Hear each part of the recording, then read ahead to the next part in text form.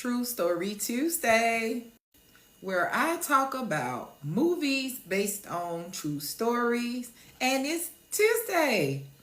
Today's movie is Mastermind, the true story of the 1997 Loomis Fargo and Company $17 million heist robbery inspired by the life of the co-worker David Scott Ghantt.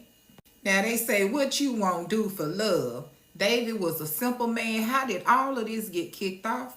Let's get started.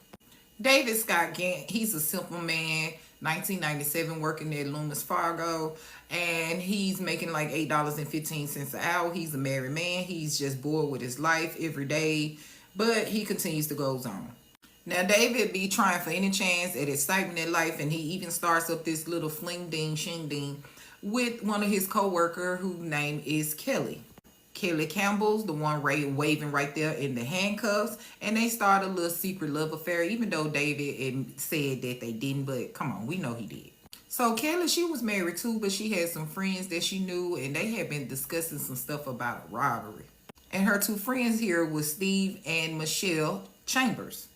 Now, of course, Steve, he was a little two-bit hustler, he committed crimes or whatever. And he was talking to Michelle he was talking to Kelly, telling her, hey, like, you work up there around all that money. We ought to try to plot a plan up to rob her.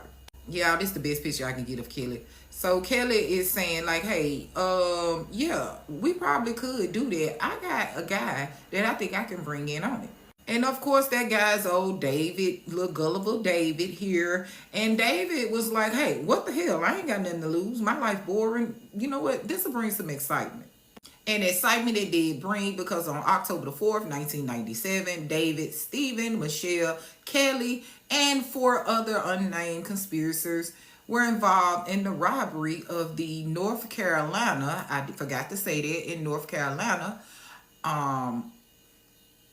robbery. So this was their plan concocted, okay? David was going to be the last one because he was like the manager or something. So David was going to be the last one to come in, and David means to be at the job. He was going to stay there, let them in, open the door, they get the money, and they had a plan. So David was going to go off to Mexico, and, Kelly, she was going to be wiring him money. David was going to take like $50,000 with him, and she was gonna be wiring her money back, but y'all know didn't none of that shit go down like that. So it started off as planned. Of course, David's in there. He waited till everybody left, and he opened the door. You know what I'm saying? At first, he went